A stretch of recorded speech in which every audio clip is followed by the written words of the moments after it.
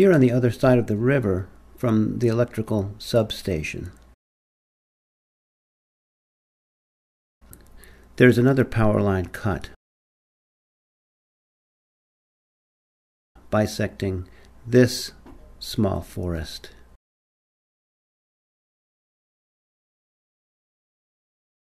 I explore it pretty thoroughly and find some rather definitive structures.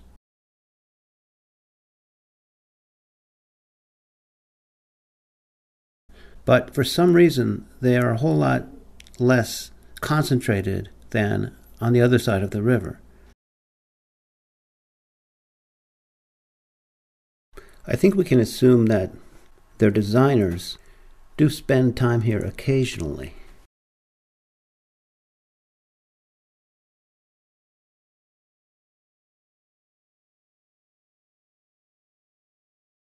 The next day, I walk back through my earlier location and find some more fascinating handiwork. All right, I know you might be getting sick of me saying, didn't grow here, but this one is kind of extra cute, so I gotta share it with you. Didn't grow here. It didn't grow here. And this one goes up stripped of bark. This one's not stripped of bark, so it's not always the case. Goes up, breaks, or is broken, goes down here, and shoved in the ground over here. This one goes up, used to be continuous, got broken somehow, goes up, up, up, up, and here's the really cute part.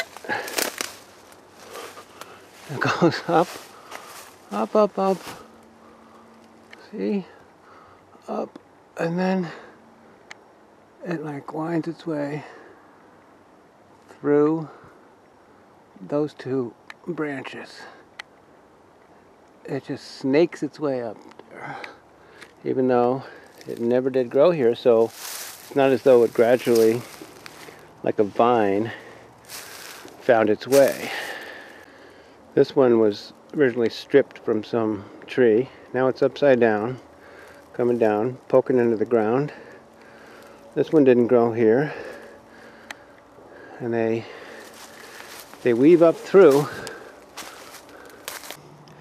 So how is a tree going to be stripped of bark and the bark wind up all over the place, including hanging up? If it falls off by natural causes, it's not going to wind up like this. It's going to be heaped right at the base.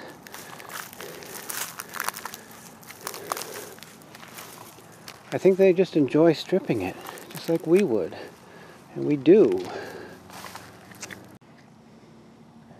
Okay, there's the tree, and as I walk up here, 60 feet away, here's some more bark. As if carried and finally dropped.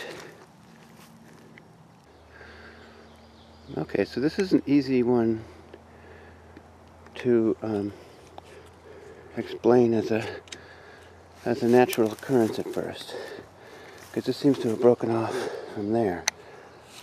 How it fell both this way and this way is harder to explain, but what I was going to point out is that here the bark is still on, and so are all the branches.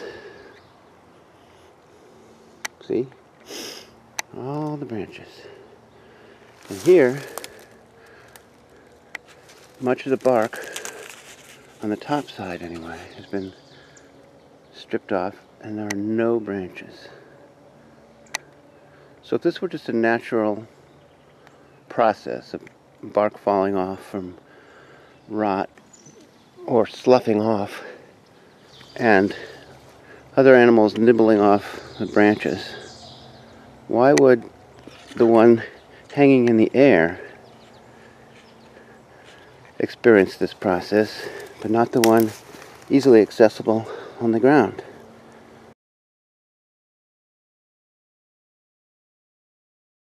Now I can compare both sides of the river, and I'm left wondering whether the disparity in the prevalence of structures is a result somehow of the presence of the power substation on this side, right at the edge of these two micro-forests. Or is it that, for some reason, Sasquatch have been frequenting this spot since long before the housing development appeared, since long before the city of Montpelier was incorporated, or the state of Vermont, or since long before Columbus?